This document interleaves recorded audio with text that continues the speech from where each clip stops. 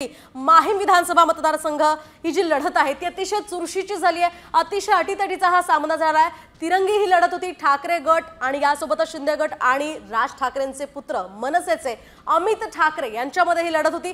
त्या ठिकाणी कुठेतरी ठाकरेंचे पुत्र हे पहिल्यांदाच निवडणुकीच्या रिंगणात आहेत।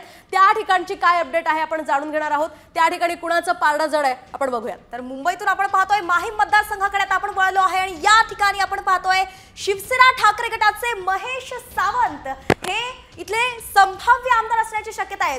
जसं मोहिनी आता म्हणाल्या की तिरंगी लढत झाली होती, मनसेकडून अमित ठाकरे सुद्धा रिंगणात होते, तर शिवसेना शिंदे गटाकडून सदा सरवणकर सुद्धा होते। खरं पाहिलं गेलं तर महायुतीकडून सदा सरवणकर यांना उमेदवारी मागे घेण्यासाठी अनेक त्यांची मनधरणी केली गेली होती। शिंदे स्वतः त्यांच्याशी बोलले होते, परंतु सदा सरवणकर हे ठाम होते आणि त्यांनी सांगितलं होतं की निवडणूक मी लढवणार आहे। तर अमित ठाकरेचे मनसेकडून पहिल्यांदाच ठाकरे हे दुसरे पुत्र आहे ठाकरे घराण्याचे जे निवडणुकीच्या रिंगणात होते। मात्र या दोघांनाही डावलून या ठिकाणी आपण पाहतोय शिवसेना ठाकरे गटाचे महेश सावंत जे आहेत ते या ठिकाणाहून संभाव्य आमदार असण्याची शक्यता आहे। जरी माहीम मध्ये इतक्या दिवसांपासून आपण पाहिलं की सरवणकर आणि अमित ठाकरे यांच्यावरूनच वातावरण निर्मिती झाली असेल किंवा केली गेली असेल, तरी सुद्धा कुठेच नाव नसणारे ठाकरे गटाचे शिवसेना पक्षाचे महेश सावंत हे या ठिकाणाहून संभाव्य आमदार असू शकतात, म्हणून याची कारणं जाणून घेणं गरजेचं आहे। अगदीच वैष्णवी, आपण पाहतोय दोघांचं भांडण आणि तिसऱ्याचा लाभ या ठिकाणी झाल्याचं आपण पाहू शकतोय।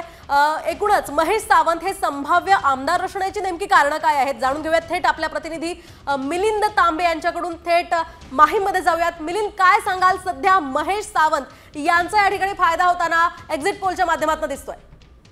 आणि मतदारसंघामध्ये आपल्याला तिरंगी लढत दिसते आहे। मनसेचे अध्यक्ष राज ठाकरे यांचे पुत्र अमित ठाकरे हे देखील येथूनच निवडणुकीच्या रिंगणात उतरल्यानं येथील निवडणूक जी आहे ती खऱ्या अर्थानं रंगतदार झाली। राज ठाकरेंच्या पुत्रासाठी सदा सरवणकर जे शिंदे गटाचे उमेदवार आहेत त्याने आपली उमेदवारी मागे घ्यावी यासाठी त्यांच्यावर दबाव देखील टाकण्यात आला, मात्र त्यांनी आपली उमेदवारी मागे घेण्यास नकार दिला। यामुळे आपण पाहिलं की शिंदे गट आणि मनसे यांच्यामध्ये काही काळ वाद देखील रंगलेला होता। तर दुसरीकडे आपण जर पाहिलं तर ठाकरेंच्या शिवसेनेनं आपला सर्वसामान्य कार्यकर्ता तिथले विभाग प्रमुख महेश सावंत यांना उमेदवारी दिली आणि शेवटपर्यंत म्हणजे दिवसभरात मतदारांचा चांगला प्रतिसाद मिळेल असं एकंदरीत चित्र आपल्याला दिसतंय। मात्र मतदार कुणाच्या बाजूने कौल देतील किंवा या मतदारसंघामध्ये कोण विजयी होईल याकडे सर्वांचं लक्ष आहे। पण आपण जर राजकीय जाणकारांचं मत पाहिलं तर दोघांचं भांडण आणि तिसऱ्याचा लाभ असं काहीसं त्यांचं मत आहे। याचाच अर्थ राज ठाकरे यांचे पुत्र अमित ठाकरे आणि सदा सरवणकर यांच्या भांडणामध्ये ठाकरे गटाचे सावंत हे बाजी मारतील असे एकंदरीत चित्र सध्या तरी दिसतंय।